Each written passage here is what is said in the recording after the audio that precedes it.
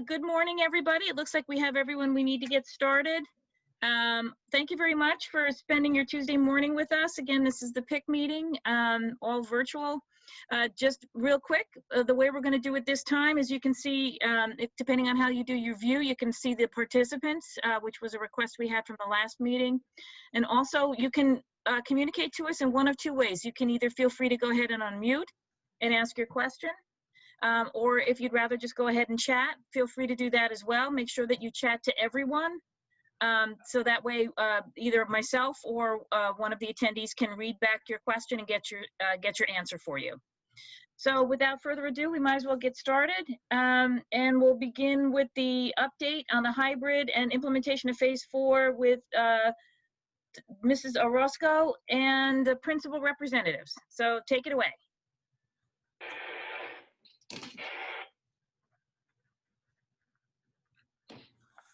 Good morning, everyone. Good morning. I can start by giving you a little bit of an update with regard to what's going on at the high schools with hybrid instruction. I hope that everybody is well. So I have the agenda in front of me, and there was a few specific questions that were asked about hybrid instruction. And the first one was how we're measuring success. And I think that it's really important that we consider success both academically and emotionally and socially at this point.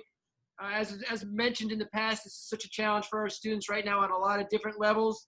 So when we measure success, the guidance counselors and the CST members are working closely with the teachers to not only monitor any sort of progress or lack thereof with their students, but also how they're doing emotionally, how their attendance has been, whether we need to reach out to families. If there's students who are virtually present and they should be present, that not only are the counselors and the teachers reaching out to parents, but the assistant principals are maintaining a dialogue as well. So there really is a range of measuring success. We're monitoring the grades on an ongoing basis, and that kind of leads us to one of the questions that we're talking about further down the line when it said how we're determining whether students are at risk academically. So obviously, you know, for phase 4, our special needs, special class program students were permitted to come back full time, and our at-risk students as well. So what we've been doing, we've been working with teachers and counselors to gauge students who are struggling, whether it's emotionally or academically, and allow them the opportunity to come back into our building on a more regular basis. Obviously, there are students who are not classified, they're having a hard time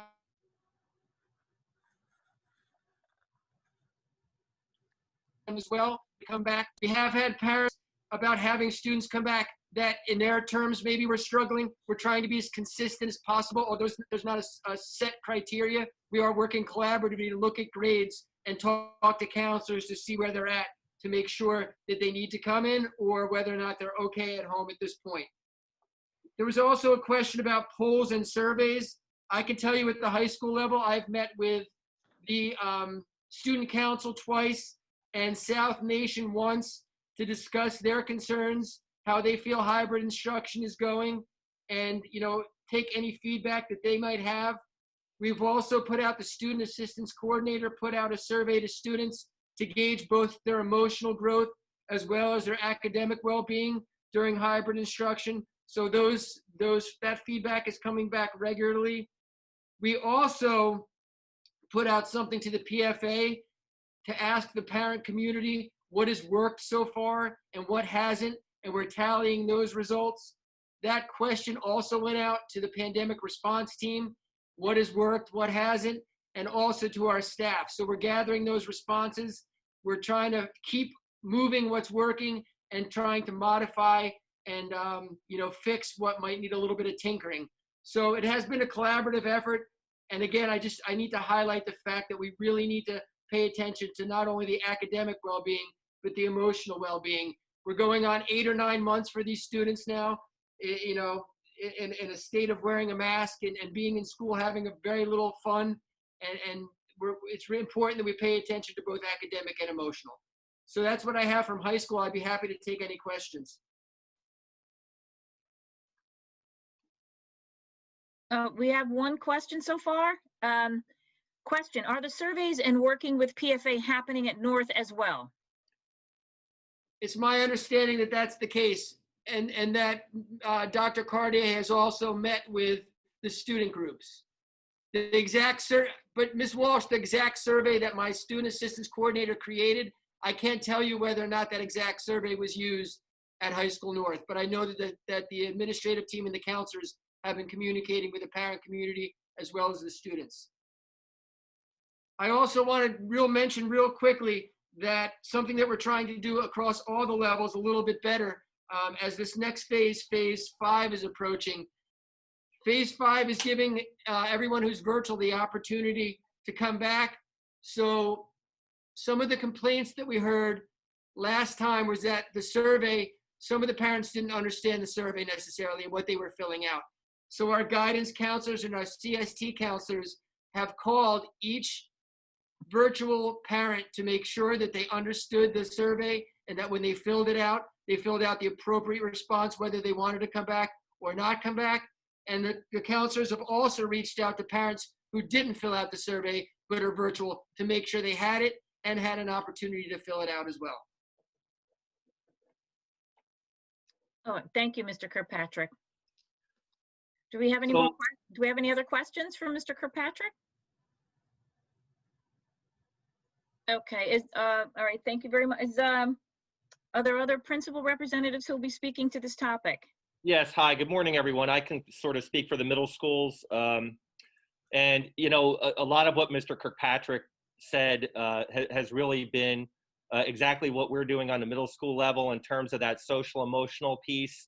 I would say when we started this, you know, the virtual learning way back in March, that was really our main focus in the beginning, for sure, in this building, and that was really what I got across to teachers and our counselors, that piece, especially because it was so new back then, we had to be hyper focused on continuously monitoring things like attendance and reaching out to parents to making sure kids were okay. And so that piece of it has really sort of been in place since last year, and or that mindset, and that has really carried through.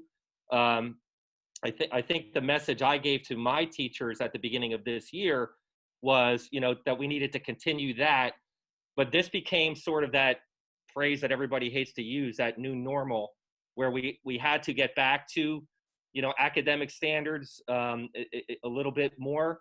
And so that has sort of carried through, but that social emotional, you know, piece has remained. We were asked at our last principals meeting to sort of conduct informal surveys to sort of, you know, just to get a feel for what was going on in talking to Mr. Scarano and Mr. Curry in terms of parents, whether it be through pandemic response team meetings or through our PFAs. You know, we have gotten some feedback in terms of how parents are feeling about this, and it really, as you would expect, it runs the gamut. It's very much a mixed bag. I would say there's a lot of parents who are just very comfortable with virtual in light of what's going on right now.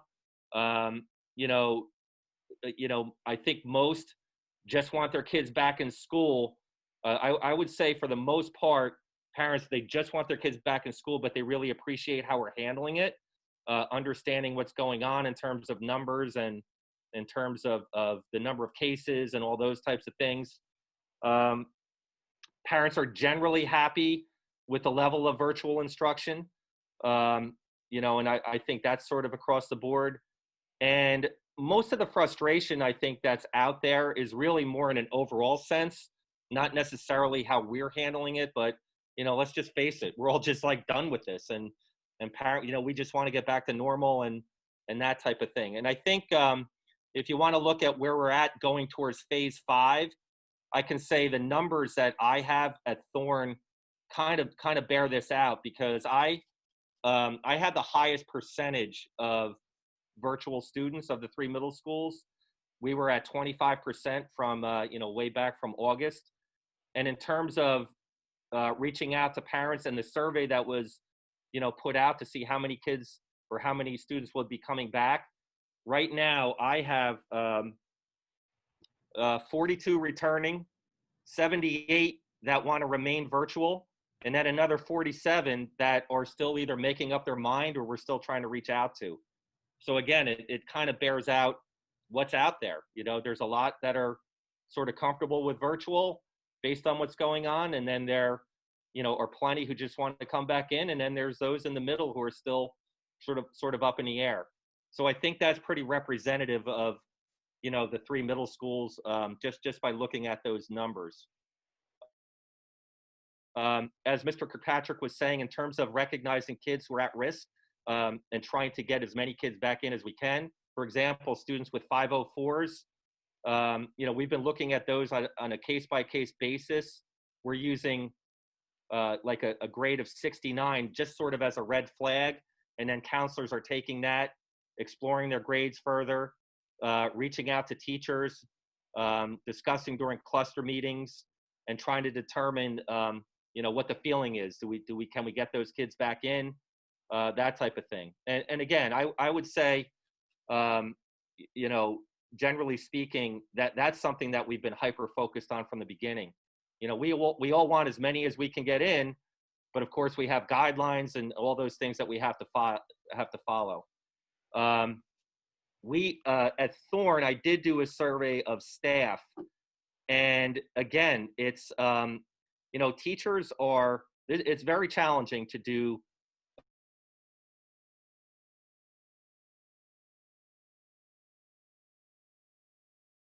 It's that they've all had to learn. It's a brand new way to teach. So really, the feedback is that, you know, most teachers would prefer to just have kids in. It's just that's how they've taught like their entire careers. And so simultaneously teaching students who are remote and in person remains a challenge.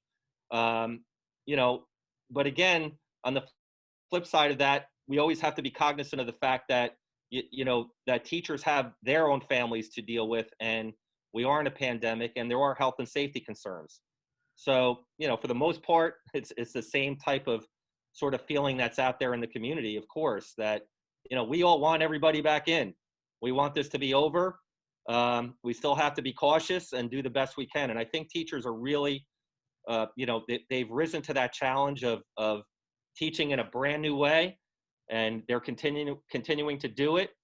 But we still have, you know, cases, you know, going up all over the place and those types of things. And, you know, that's kind of what they're dealing with as well. So that's pretty much, I think it's pretty much, you know, the feeling across the district, really, you know, all those things. It's very much a mixed bag.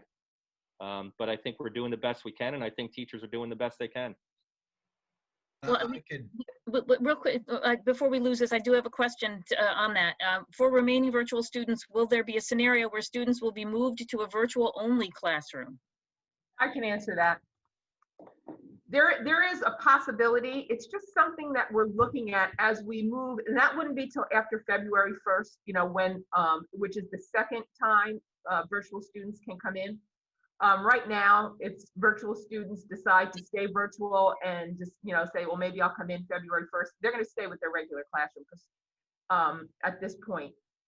But by February 1st, you know, and if we keep on our timeline, we're all back, you know, every student's in 5 days a week. That will leave a scenario where a teacher may have 23 students in front of them, 24 students in front of them, and 1 or 2 students virtual. And we're just trying to think of the best way to make the experience for those virtual students, you know, most effective. And, you know, there's pros and cons to it. We put it in the survey because we wanted parents to know that it is a possibility. We haven't made a decision on that yet. But it will be difficult for a student to be a 1 or a 2 virtually while the teacher is teaching 22 students or more in front of them. There's more classroom management when you get more students in a class together. And we just want to make sure that we are providing equitable and effective education to both groups, whether they're virtual or in person. But again, we haven't decided, and that won't happen at least until February 1st, when that second opportunity for students to that are virtual to join in-person instruction. Oh, yeah, because, all right, so we have a question from Rachel. She asks, is February 1st the last window for virtual students to jump to two in person? In other words, if you're virtual after February 1st, are you automatically made virtual for the rest of the year? That is in our plan, and we have made some adjustments to our plan. So far, we've actually been able to stay on our timeline, but we have made adjustments. We made the adjustments to use Wednesdays as in-person instruction days, where in the beginning they were not. So I can't rule out that there's not going to be any change to our plan, but right now, February 1st is the last date to come in. Now, that's our anticipated date. That may change. And, it may be opened up later on, but for planning purposes for teachers, especially if we are going to go to a virtual classroom, that's going to be a little bit more difficult to open that up more on a rolling basis than just February 1st. But I would just, just know that our plan, although it's a plan and we've been following it and we think it's a really good plan, we do occasionally make adjustments. So I can't promise anything, but right now, February 1st is the last date to come in. Okay. And a follow-up question to that, if will the teachers be able to make the decision if they want to keep their few virtual students if they want, and the student is good? Is that a possibility, or will that not necessarily? Anything's a possibility because we haven't made the decision yet. So it's too early to even think about that. We're just trying to get to this phase right now. Yeah. As you know, with the uptick in the last pretty much week and a half, 2 weeks, it's been tremendous in our school, but it's also tremendous in the community. There's nothing different going on in the school than in the community, and in the county and the region and the state and the country. It's just ballooning everywhere. Yeah. So, like I said last night to at the President's Council, we're working with very closely every single day. We're meeting with the health department. We've just been meeting with the high number of cases, trying to keep our schools open. Unfortunately, at Thompson, we had to pivot to virtual instruction temporarily. We have high numbers in cases in other schools, and we look at each case, every detail of it, investigating where it came from, any transmission, close contact, all that, and take into that account, when we make a decision whether we need to close a school or not. It's just not, oh, we hit 2, we have to close, or we hit 5, we have to close. It's really investigating, discussing, trying to find links, and making sure that it's not, really spreading in the school. So we've been working with the health department like every single day. We're on the phone. Usually, on the weekends, we had a Friday morning meeting. We were off. We had a Sunday morning meeting. We had a Friday morning meeting. We met last night. We're just always talking. So we are going to look on Thursday evening and have a meeting with them after there's a weekly, it's a matrix that comes out from the state, and it is color coded. Basically, you're either like green, you're fine, it's moderate risk, or low risk. Yellow is moderate risk, that's where we are. Orange is high risk, and then red is, you have to close schools in red. And there's 3 indicators to each one to determine whether you're yellow, orange, or red.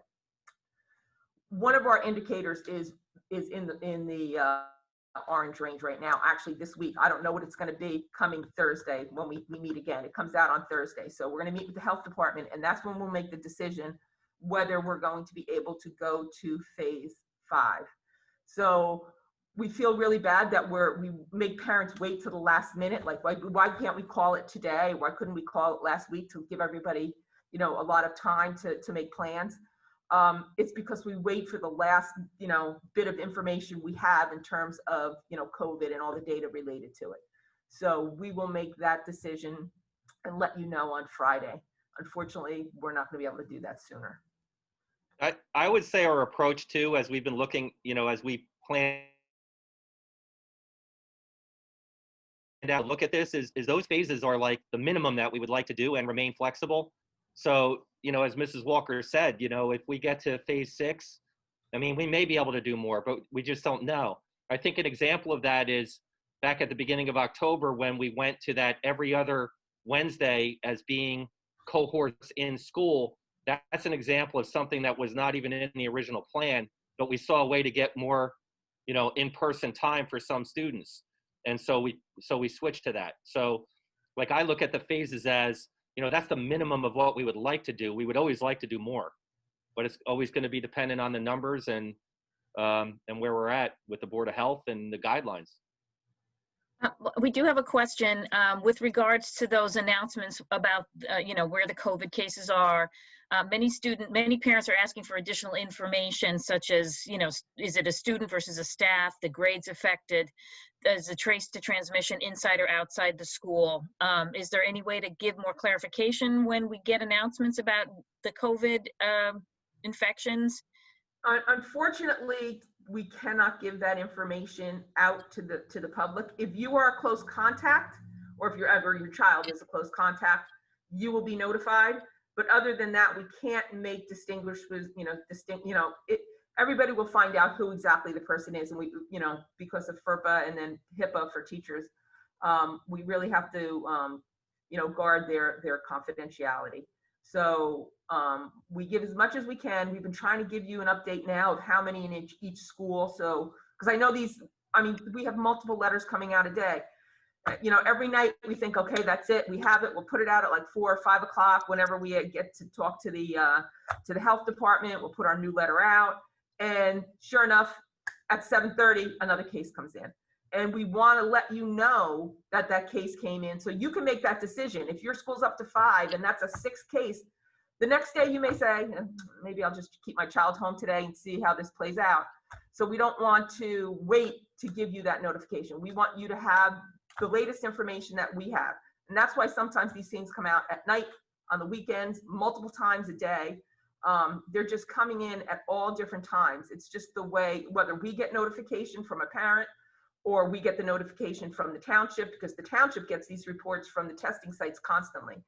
They just come in at all times of the night even. So apologize for the multiple letters, but we're trying to keep you informed of how many in each school, when we send the letter out. Okay, this is number this in this school. All right. Yeah, absolutely.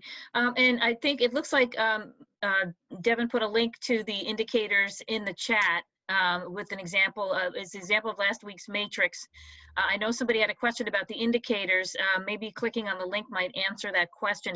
The question was, can you explain the indicators a bit?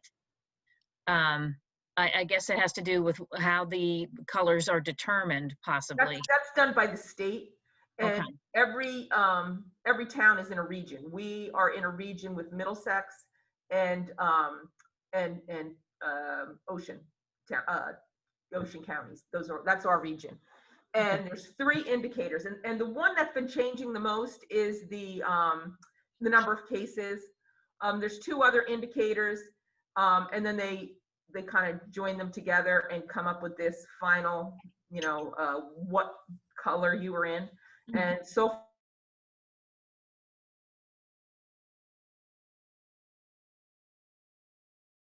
far has gone up to the orange. We're in like a yellow. That's gone up to high. So we're waiting, but we know the cases are increasing every day. They're reaching heights that we haven't seen in the town since like last April and May. It's high, and the hospitalizations are up. And the number of people on respirators are up, and not to the extent of last spring, but more so than we've seen all summer and earlier this fall. Yeah. And there's a question, are the positives at the younger grades sometimes or connected to the positives from the higher grades? I would guess there would be that if there's multiple kids in a household. Yeah, that's, yeah. And you could say the vice versa. The ones from the high school are connected to the ones in the elementary. When it's within a family, it's hard to determine exactly who got it from who, but there has been a rise in the age group. I think, Pat, correct me, I think it's like 25 to 39, which is actually kind of the parent age group. That's where the town is seeing a big rise lately. Yeah. We do have another question. It says, with less social distancing because of the increase of student numbers, won't that increase those that must be informed as these cases start to rise and you start to go into the different phases? That is absolutely right. And that's why we have to consult with the health department and really look at what we're doing when we move forward, because it's absolutely true. When you reduce social distancing, you increase the number of students who become exposed if someone is positive in the school. And that means not only, making them quarantine because they're close contact, but they have been exposed potentially. So, that's something that we have to weigh. That's why we're bringing students in slowly, because of that reason. Okay. And there is another question.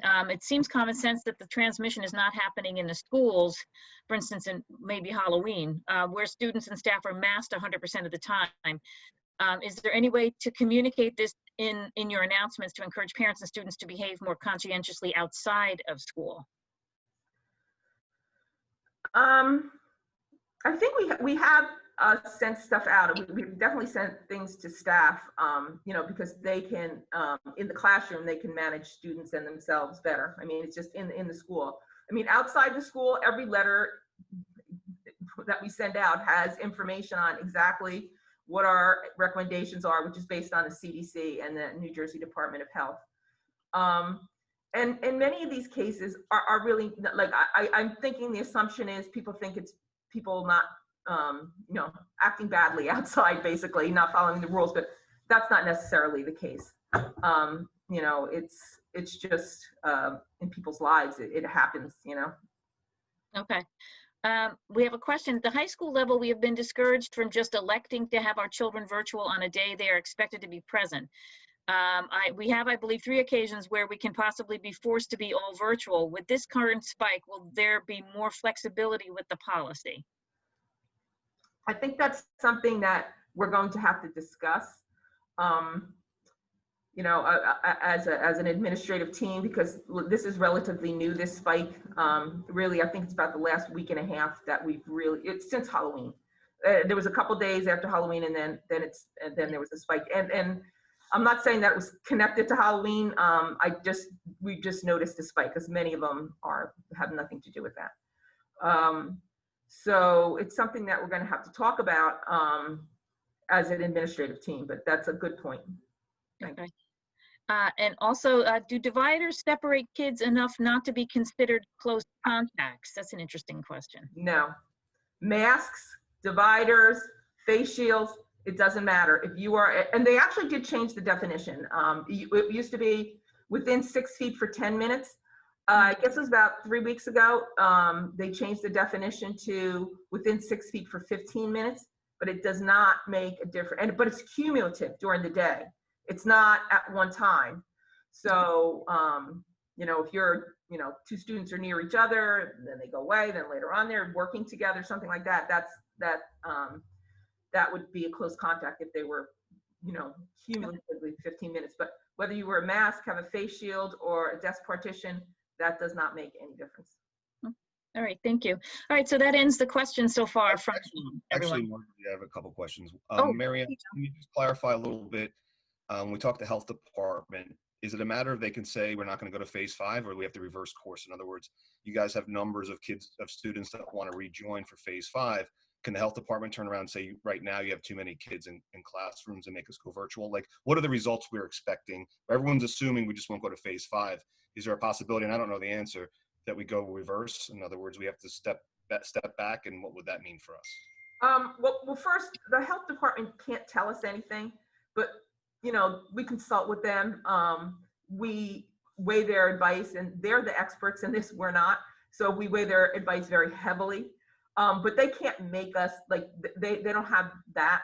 Understood. Right. But as far as, I'm guessing they could. That's not anything that we've discussed with them.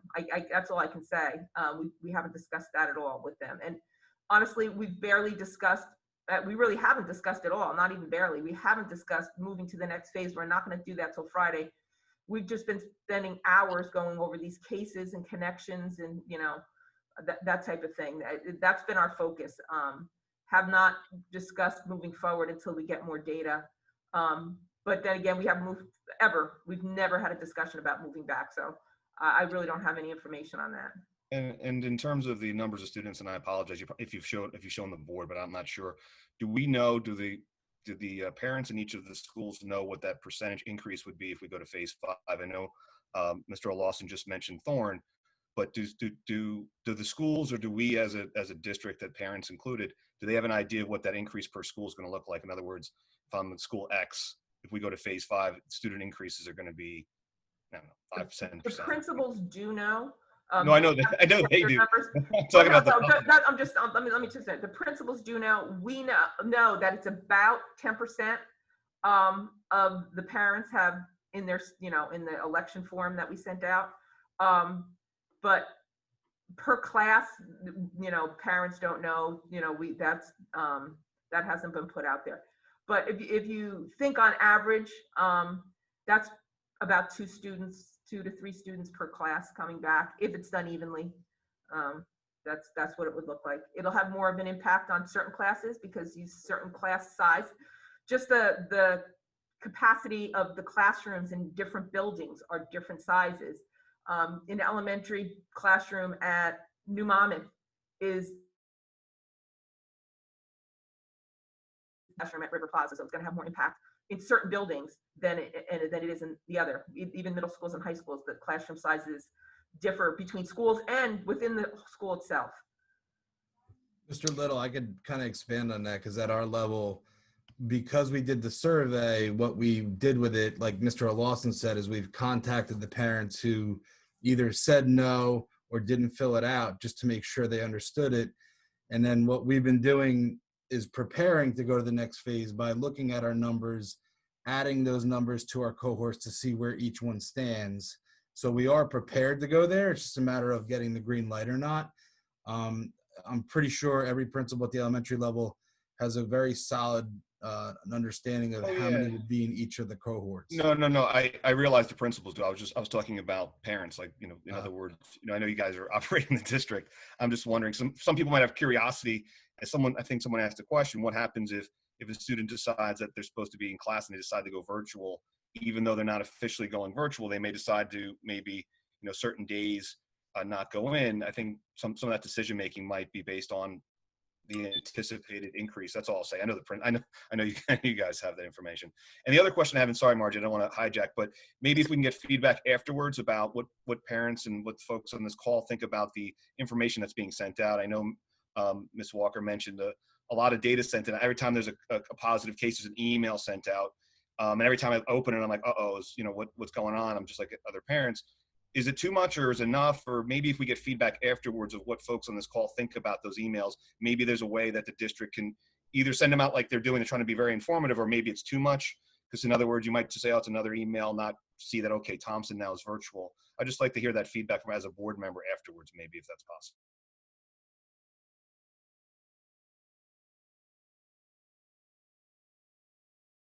And I also just wanted to clarify that even though we haven't discussed moving backwards with the township, I'm not saying it's not a possibility. We're hoping we can move forward. We're hoping we never have to move backwards, but we've never had that discussion, but I can't say that it would never be the decision based on what's going on data-wise. All right. We do have a question of clarification, which I thought was interesting. I thought all of movement through the phases were determined by state health requirements. It sounds more like the district can choose to disregard what the state has laid out and just forge ahead with whatever they feel.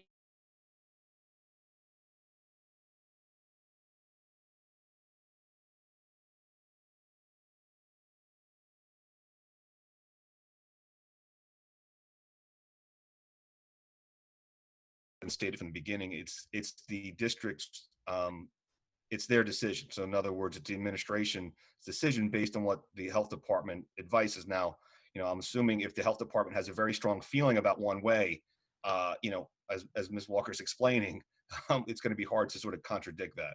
But it's always been stated, from the very beginning, that the district makes its own decisions, but the health department's consulted. And at certain times, Ms. Walker's been on the phone, from my understanding, with the state as well, with the township and the state health department, to talk about facts. So if the state said, well, by the way, we think you should do X, I think it'd be very hard for us to do that. But I'm sure we would have to talk about that as a board as well, if that came to the point where we go opposite of what the local or state health department says. I'm not sure if that answers the question. And Yeah, our can I plan has been submitted to the state, and you know, it's there's nothing that we have to change, to meet any guidelines. Our plan is fine the way it is. Yeah. And just to add a little bit of clarity to that, when we meet with the health department, we look at pretty much every single case individually and try to trace it back. There's a lot of collaboration between the health department and the school district. They make recommendations. It is ultimately the district's decision, but we work together as a very solid team. And everybody always has the students' safety and staff safety, first priority. So if the health department were to make a very strong recommendation, it would be, I think it would be a safe assumption to say that it would probably be the district's recommendation as well. Like I said, we've worked countless hours on every case that comes in, and making sure that if we do open or if we do take a step to close a school, that it's done, in the most responsible and safe manner for kids and staff. So I don't think that we would ever, I don't want to guarantee anything. You can never guarantee anything, but I don't think we would ever get to a point where the health department is making a very strong recommendation in one direction and the district is completely against it.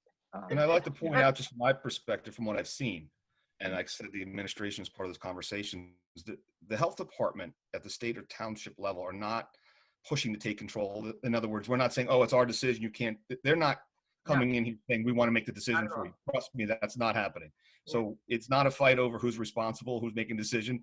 The township has not said they want it, they want that decision. They said they'll obviously do their job and assist, but they're not insisting on making the decision. So just to be clear, like, it's not a fight over who makes the decision. It's squarely on the district, and there's no qualms about that or controversy. So just so people know, the township does not want that responsibility.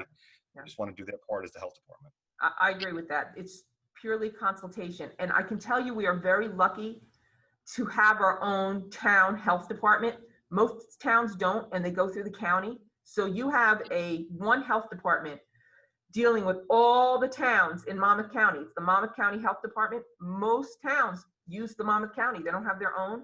And they are not getting nearly a percentage of the consultation and collaboration that we are getting with the town. Our nurses are working so closely with the contact tracing.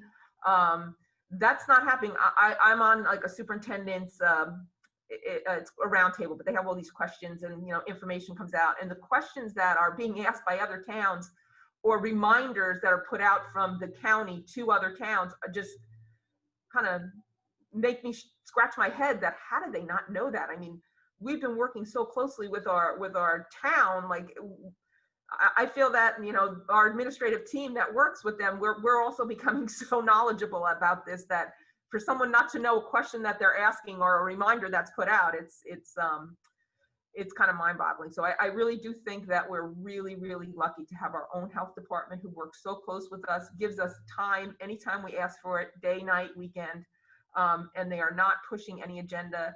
They're just trying to help us out, trying to help us investigate, trying to help us put the pieces of this web together to figure out where this is going, and whether we need to do something to revert back to pivot or pivot back to instruction or something to just stop everything for a little while. But they're not in any way pushing us towards that. In fact, a couple of times we've asked them, like, yeah, you know what, we're all not too certain about this. Could you guys call the state, or we're going to call the state, or you know what I mean? And they have no qualms about that. It's not like, oh, we're going over their head or anything. They're just very collaborative. We are very That's a fortunate. good thing for our district. Absolutely fortunate to have that health department in Middletown, and Mr. DiBenedetto has been great. He's been to board meetings and things, and very fortunate to have that for sure. Yeah, and there's a question here that asks about the State Department of Education. Did they have any input to how the phase shifts happen or approval, any kind of approval? Yeah, we had to submit our plan to the Department of Education. Okay. That's where that road back map, the whole guidelines came from. It's based on CDC and Department of Health, but it came out from the Department of Ed, and that's who our plan had to go to. Okay. But the questions going forward, Mary Ellen, have to go to the health department, right? In other words, the state has the plan, but any kind of questions you're saying go to the state health department. Anything with like the whether we're going to pivot to, Right. virtual instruction or that, or anything directly COVID related goes through our local health department, and we have reached out to the county too. We've talked to the county epidemiologist. We've spoke to the state epidemiologist. It's just when it's COVID related though. The plan, that actually is the DOE. And if we make any changes to the plan, like when we added Wednesdays as in-person instruction days, we had to pass that through the state. Okay. All right, so let's go back to the agenda. I think most of the questions have been satisfied with the discussion so far. And I don't know if we're completely finished with the update on the virtual instruction. We haven't really heard from Devin. I don't know if she wants to take an opportunity to speak. I don't know if we heard from all our principal representatives on this topic before we go forward. I mean, I would reiterate what Mr. Kirkpatrick and Mr. Lawson said for the elementary level. We're really, if you remember back before March and the previous 2 years, our district prides itself on personalized learning. And when you have that kind of model of instruction, because I feel that a lot of questions from parents about, well, what determines an at-risk student, it really comes down to each individual student and making a decision based on what's best for that child. So a lot of parents, just like Mr. Lawson said, like they want to know, is there like a checklist? It's really looking at the whole child. And where we've been very academically focused prior to all of this, the social emotional piece, which I know we're going to talk about in a little bit, has played a huge factor in this. And but it really comes down to our teachers monitoring our students and working with parents to determine which of those kids are at risk and can we get them back in safely. Because we do continually monitor those numbers, not to try to just exponentially grow them in each cohort or each class.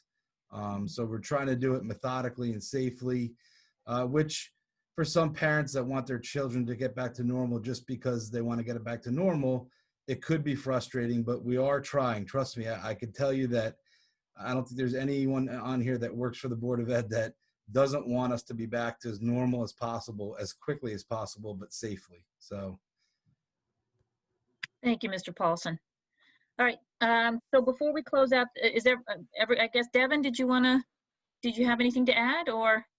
Sure. The couple things that I'll add is that on a district level, we are really focused on our improvement in hybrid instruction this year as far as our staff goes, to the point where we have some after school professional development time today, and it is individualized based on what our staff members need. So some of them are watching some of the videos that their colleagues have put together at the beginning of the year to see, how they could use different things in their classrooms.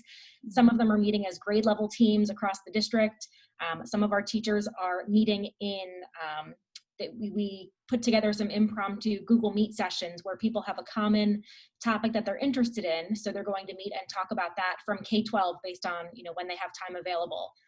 So the idea is, that we are trying as a district administration, especially, to support our teachers in their hybrid instruction and really give them, any and all resources and time that they need to work on that. And it really is individualized. A lot of our teachers have their professional development plans that they're working on this year are geared toward one of two things. It's either social emotional learning in the classroom or it's hybrid instruction. And so, those two things as being our primary focuses this year. I'm hoping that this week, next week, and again in December, and then throughout the year, that our teachers really have some time to focus on those things.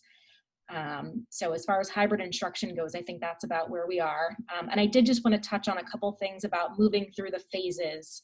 As you know, we're in phase 4 now. We're looking at phase 5. We've already talked about a lot of those things. What goes into that decision. There's 2 grids or 2 matrices that we talk about when we're deciding on what school looks like. So just so that we're clear about that a little bit, the decision to close based on cases is a separate decision than the are we moving through phases conversation. It's actually 2 different grids that we look at. So those colors that Mrs. Walker mentioned, the green, yellow, orange, and red, we're at the yellow level now, but if we approach orange, it says that we should really limit cohort mixing. So that would be an instance where we talk to the Department of Health about, is it safe to now mix our cohorts and add more students in? So there is a separate conversation that's had about whether, how fast we're moving through phases. And we've mentioned previously that if we have to backtrack, it would be based on that from the state level, not from the county, not even from the, not from the township. It would be, are the state numbers just ballooning so fast that we are in a different level of risk, not just our particular schools. So since there was a little bit of conversation about those two things and how we decide to close, I just wanted to clarify that a little bit. And as we've mentioned, we're putting desk shields in for where we feel that those are necessary to move through phases. And as we've mentioned again, yes, as we bring in more students, there is a risk of having more students under quarantine. The 6 feet doesn't change. However, what we have, what we've learned, what we believe is that wearing masks, wearing face shields, having desk barriers, facing all desks forward, all of those things contribute to a lower rate of transmission between students and staff. So even if they're quarantined, the hope is that by putting those into place, that we'll have less transmission, and then students and staff can come back after that quarantine, unimpacted by the virus themselves. So that's the idea. I think those are my big updates. Okay. Well, there is a clarification request that Mrs. Walker said that we were orange, and you had mentioned yellow. Are we approaching orange, or is there? Yeah, Let me three indicators. The one indicator, we're in orange. The other two were in yellow. So as a region, we are in the yellow range, but there is one of those three indicators. We're in the orange range, and that's the case rate. Okay. All right. Thank you very much. All right. So let's move on to the next agenda item, which is the social emotional well-being of students. Mr. Ranella, would you like to speak to that for us? Sure. Good morning, everyone. Just to kind of update and reiterate what a lot of other guests have already said, our principals and Mr. Roscoe and Mrs. Walker. Obviously, social emotional learning is a top priority of our students. We've been focusing on that since we went into virtual learning last March. Our support staff had created a large web presence and opportunities for kids to meet with them virtually through appointments. Some actually went out and created virtual offices as well that had phone numbers attached to them. So it's been a priority of the district to continue to focus on this as we've moved into our hybrid model and our phased-in approach. Just a couple of things I want to highlight with you, other than what has already been mentioned. All of our support staff is making it a point to meet with our students individually. I know at the elementary level rather, there was opportunities in the past where they could have lunch bunches. That doesn't occur now with our hybrid schedule. We don't have lunch in the building, so that opportunity does not exist. But the SBSSs are trying to schedule virtual lunch bunches with students when they get home. There are a couple of challenges that they're facing there because of the transportation issue, and when the kids get off of the bus, by the time they eat their own lunch and jump back onto the computer, then there's an opportunity for them to meet with their classroom teachers for extra help. So there are a couple of challenges, but they're working to overcome those. Some of them do currently have some virtual lunch bunches going on.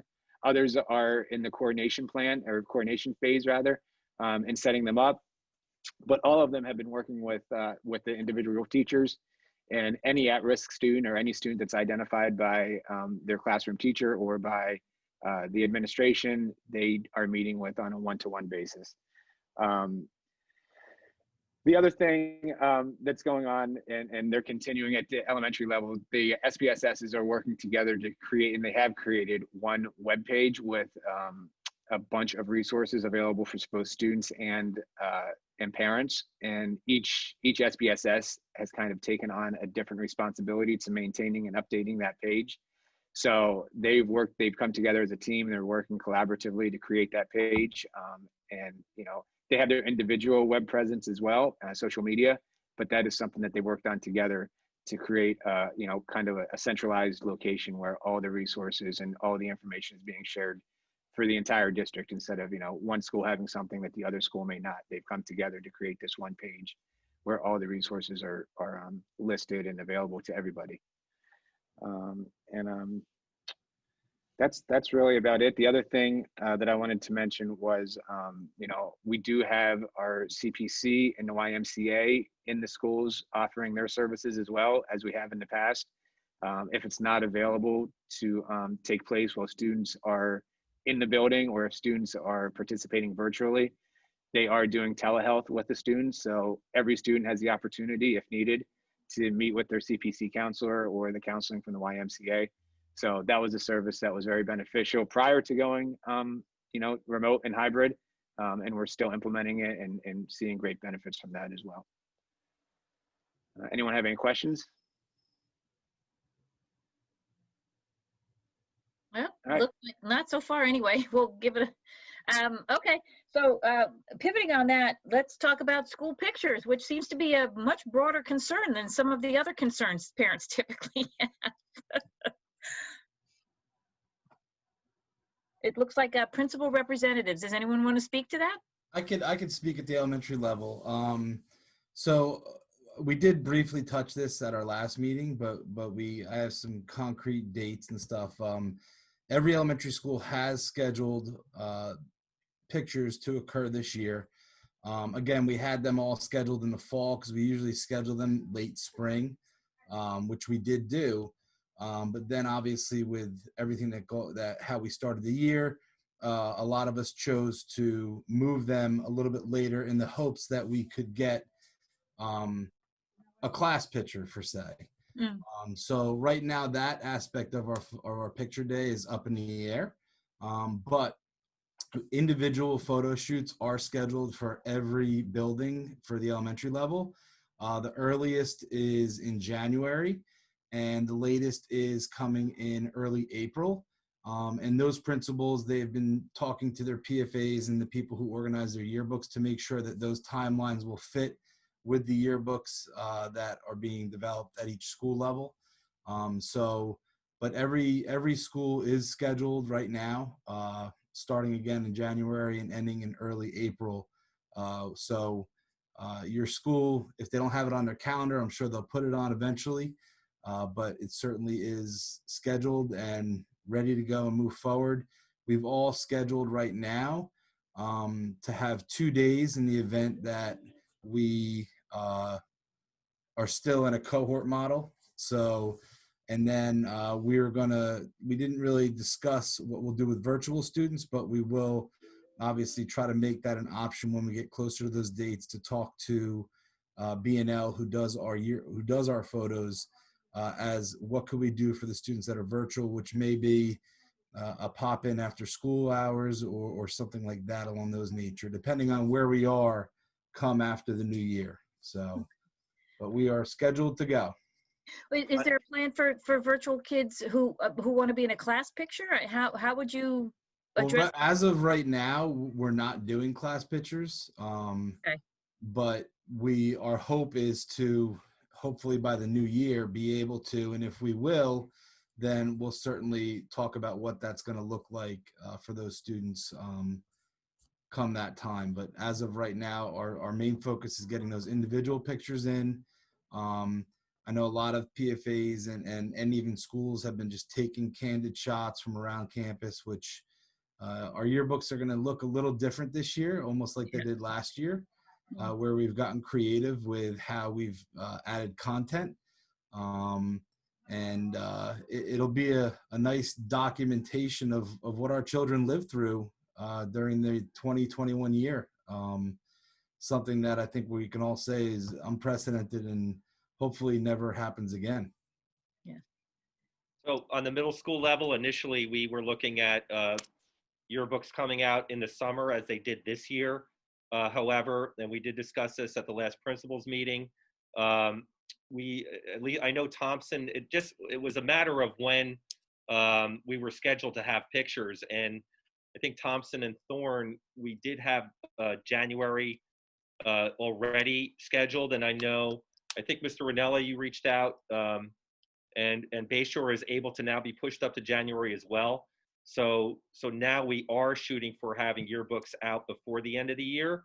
If we can do that, then that would enable, hopefully, some sort of near the end of the year, depending on where we're at, where there would be an opportunity for students to then have, like, we usually provide time for them to sign yearbooks, and it's kind of a nice thing that happens at the end of the year. This past year, they did have like electronic signings, but we're hoping to have sort of that in-person experience on the middle school level as well, especially for our 8th graders that are going to be going out. So that's where we're at now. Okay. There's a question. Have you thought more about allowing one parent at a time to photo students outside for the yearbook during recess or gym? Parents can wear masks, keep distance. The concern is relying on parents to send in photos will eliminate many kids from the yearbook. So we at our level, I mean, it's definitely been a coordination between the local PFAs or PTOs and the building principal to get those candid shots. I can speak at my school, who's ever done my yearbook in years past, they make every effort to make sure every child has some form of a candid shot in a yearbook if they can. It is, unfortunately, I mean, we try our best to make sure, and that's what we will continue to do. Even myself, I've been using my phone to take pictures and upload them to a shared folder that we have that our PTO created, to drop pictures there. And then our yearbook coordinator works on those. They do, because they're designing the yearbook, they do have our access to some limited information in terms of making sure children are in. So it is part of the checks and balances that we try our best to make sure and ensure that we can do that.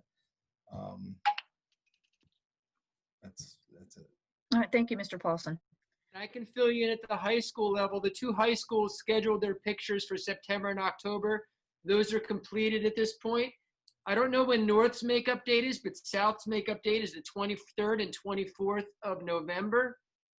As Mr. Paulson and Mr. Lawson mentioned, what we did at the high school was we blocked out a period of time for our virtual students who came in and took advantage of the photo session. So they had their pictures taken as well. The 2 yearbook advisors at the high schools are working closely to make sure that the yearbooks are handled as similarly as possible. I can tell you that we're using a link that students and club advisors can utilize to submit photos, candid photos that we're going to utilize in the yearbook. We do have a photographer from the yearbook who comes around at sporting events and other things. They have been here during the course of the school year at sporting events. So those pictures will be submitted to the yearbook, and we're confident throughout the course of the year we're going to get enough candids and enough photos that we can make the yearbook, a really solid memorial for the students to have moving forward. It will be challenging, but I think giving the students and the advisors the opportunity to submit photos is going to be very helpful. All right, terrific. Thank you, Mr. Kirkpatrick. All right, are there any other school picture updates from the principals before we move forward? Okay, it looks like I don't see Pam for the Board of Ed. John, is there any chance you could de facto speak to the Board of Ed update for us?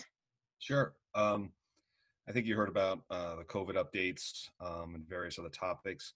Trying to think if there's anything from a board perspective. The strategic planning, Malone and McBroom are working on finishing up their work. I think it was requested that some information, wherever they are, be presented in the board meeting this month on the 18th. I'm not sure where they're going to be.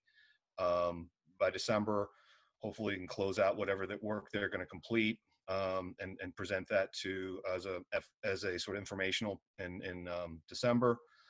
There's a rubric that was designed that basically reflects what the strategic plan objectives are.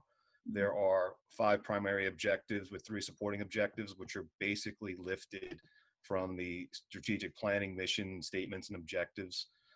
So from a board perspective, we're just waiting to see what the results are going to be. And folks who attend the board meeting, and the materials will be posted during the board meeting, we'll see where Malone and McBroom are. Outside of that, I could say that we tried to do I guess you could say it's sort of an in-person board meeting last month. A little bit difficult just because of the way the sound works with Zoom. Each board member had a laptop in front of them, and we had earbuds, and there was a little bit of echo through the room. So I think we heard people online. I'm not sure if everyone heard us. We were at the central office at over at Bay Shore. I think we have to do some tweaking for that. I think the one thing is that in person is good in some ways, but to be honest, I think Zoom, we have a lot more participation.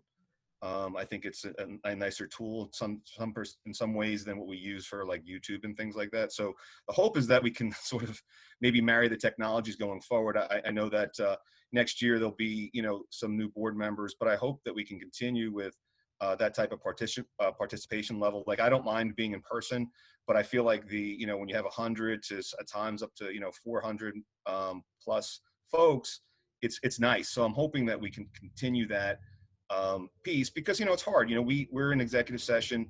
We try to there's a lot of personnel things to talk about, and folks have to wait till 8 o'clock, and we try to make that. I know that it's but sometimes we have to get things done. We have to have discussions that can't be discussed in public, and then people are waiting around to speak. And I feel like we're getting there a little bit with Zoom. So that's I don't know what we're doing this month. I have to check, but we definitely have to work on what happened from last month.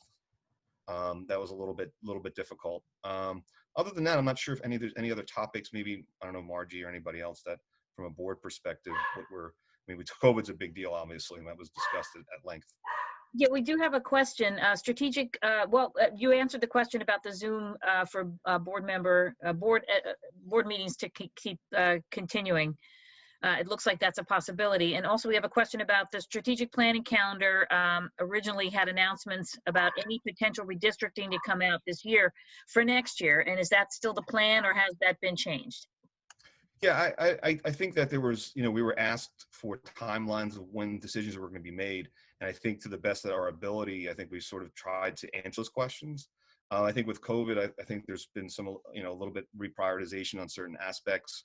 I think with the study that was done for enrollment and things like that took a bit longer, trying to get information that was required. So there are no deadlines for any of that. Obviously, there's also a new board. The hope is to basically have a culmination of what work was done, different thoughts, and different challenges that the district faces. So to basically have it on as an informational piece in December of, here's where we are, here's some paths that we can take. And this is a hope. Like I said, COVID is, with the situation with the district, as folks know, there's a scramble to sort of make sure that we can, not only just for COVID cases, but also to make sure that the buildings are staffed, all the different challenges. The administrators are working very hard to get these things done. But the idea would be that hopefully we can culminate and sort of say, listen, it's been over a year and a half since we started the 5-year cycle, to sort of say, okay, let's see where we are. Here's some documentation, take it or leave it. And then so next cycle, or as we go through the next process over the next 2 or 3 years, we're not starting from zero again, right? Because that's part of the issues that, there's some issues that need to be addressed at some point. And at some point, you got to just take piece by piece. So there is no, in my mind, or any kind of deadline to do anything. But like I said, we'll see what comes out of the Malone McBroom study, and then we'll make decisions from there. But there's no rush. There's no other piece. If decisions need to be made, they need to be made. And I think that, the public will hold the board accountable, because not making a decision is making a decision. So it's all about whatever information we have and putting it out there. Does that answer your question? I think so. We don't have any other plans. The rubric was the last thing that we've done. Okay. And there is a question: have the costs associated with COVID very badly impacted our budget? How has that impacted our budget? Well, that's a great question, and that's something that we've been talking about in the Finance and Facilities Committee. It's tough to gauge right now. I know Amy Doherty works very hard, and so the administrators, on this number. A lot of folks have assumptions that there's savings because we're not in school physically. There are in some cases, but there's also a lot of, I wouldn't even say hidden costs, just actual costs. Mm-hmm. I mean, we have, accommodations we're doing. We have to hire substitutes. We have to do various different things, and I don't want to speak out of line for. I know Mary Ellen's still on the line, but what we asked Ms. Doherty to do as we get closer to the end of the year is to come up with some sort of dashboard. It's always green, yellow, and red type dashboards, but what are our areas of sensitivity? Where do we need to know if we're over a tipping point? And the way I look at it is saying we have a certain run rate, right? We have a certain run rate for salaries. We have a run rate for transportation. At some point, if we're running 5% over what we think for a run rate, at what point do we say, hey, listen, we might have an issue going to the end of the year? And the part that's really, I wouldn't say overly concerning because we're on top of it, but at what point do we find out that we might be a little bit trouble for the budget, being over budget? And that's what Ms. Doherty's working on. That's what the Finance and Facilities Committee is working on. And hopefully we highlighted some of that in the last board meeting. And I'm glad you asked, because there's some other changes as well. The state made some changes in terms of healthcare, health insurance. And what they're doing is they're creating a plan that all new teachers have to enter. And also existing teachers will have a choice to do that. Now, this is on top of COVID. And basically with this plan, based on where we are and all the work the district has done, this could potentially increase our costs. For example, if you enter that plan as a teacher, you wouldn't have to pay your premium on dental. It would be, your contribution would be tied to your salary versus the Chapter 78 increases that we have now, basically where you share a percentage of the district's, of the premium. So it's not changing the health benefits, but it's changing the costs to our district. So on top of all the COVID costs, which we're trying to estimate, right? Substitutes, accommodations, all that stuff. On top of that, now we have a healthcare change that the state dropped on, and we just recently got pricing on. So that's another factor. So there are a lot of different things that are there. So my answer is going to be, what we've asked is that we can try to update as we get towards the end of the year, to sort of give here's our dashboard, here's where we are, here's the hot spots. And so, and I don't know, like I said, we have a new board next year, but I hope that we continue to do the public, budget meetings where we meet and we kind of talk about where we are, and folks can come ask questions and we can kind of go through it at that level. So more to come. I will get back. Trust me, it's something that really is concerning, but we'll be on top of it. All right. Thank you, John. All right, so if there are no other questions for John with the Board of Ed update, I don't think Heather, Safford, and Magali were able to join us for the meeting this time. So what I'll make sure is I'll get in touch with them, and then if there are any updates or information they want to share, I'll definitely share out to everyone on the member list. We don't have any old business. The only new business I have is I can't seem to find a good email for the Middletown High School South president. For some reason, what I was given keeps bouncing back. So if anyone could get in touch with me with the right email for the president, I'd really appreciate it. And then also, before we close the meeting, John, you had a request for feedback. I don't know if you want to do that here, or do you want me to email the members and we can get together at another point? Yeah, at another point would be great. I just want a thought on what people think about the communications for COVID. Is it too much, not enough? And like I said, I know it's a lot of good information. It's just sometimes it just comes out, and is there a better way that folks think can be done? Or are they happy with it? Just want to sort of see from my perspective as a board member. Okay, but afterwards, perfect. Yeah, we can what we can do is, you and I can talk offline, and I can definitely share out the email list for the members, and you can get some feedback. We do have a question. Do you anticipate any more schools on the verge of closing this week? Are there any on the radar? Well, we have, schools with high numbers. It like the last, actually yesterday, the two, we're still looking into and researching and investigating some of those connections that we talked about. So yeah, there's always the possibility at this point when our numbers are up at 5, 4 and 5. We even have elementaries that are at 3. This for the first time, 6 of our 5 elementaries have cases in them. And what we've seen is 7 or so cases coming in a day. I mean, that could definitely topple a school. I have to be honest with you. If 3 or 4 come in for a school that already has 3 or 4, that is going to be very concerning. So, unfortunately, we can't give parents any lead time because we're making these decisions as the cases come in and as we investigate them and discuss them. And it's always the same day with the township. We may have to pivot the next day, or even the next morning. We try to get it out as soon as possible, but we have to have enough time to investigate and make sure that we get it right. We don't want to just close because we didn't do our job, or we don't want to leave it open because we didn't do our job. So please, forgive us if at 8 o'clock at night you find out that your school has pivoted the next morning. It's certainly not what we intend to do. We're getting it out as fast as we can, as soon as we have that information and make that decision. In a follow-up question, would you consider just quarantining certain classes versus an entire building? That's always on the table, if that's appropriate, if that is appropriate. And I have a question about how do you find out how the case, do you rely on the parents to self-report, or is this information that comes back as a result of testing results that you get back from the, how do you find out who? Both, but we encourage parents to call us because we will get that information.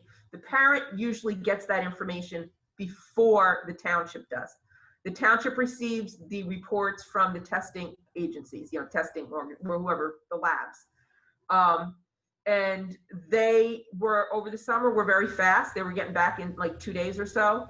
Now we're seeing 5-7 days lag time, but the parent will usually get that information first. A lot of times there'll be a rapid first, and then they'll send it out also for a, I think it's called the PCR. It's a long range, which is more reliable. But we go by the rapid if whatever the rapid says. But if the parent finds out, we encourage them to call the school nurse immediately. All right, we don't want to have someone who is a close contact in the school for 2, 3, 4 days, 5 days, when that person really should be quarantining. But we don't know because we don't know there was a person that tested positive. So it's just, we rely on parents, and we also get the testing results, but they usually lag. Okay. We do have a thank you, Mrs. Walker, and all administration for doing all you are doing. Hard jobs keep getting harder. So a little pat on the back to everyone who's done all the work so far and continue to do all the work. Thank you, and thank you to the parents, because your job is not any easier right now. So I know what you're going through.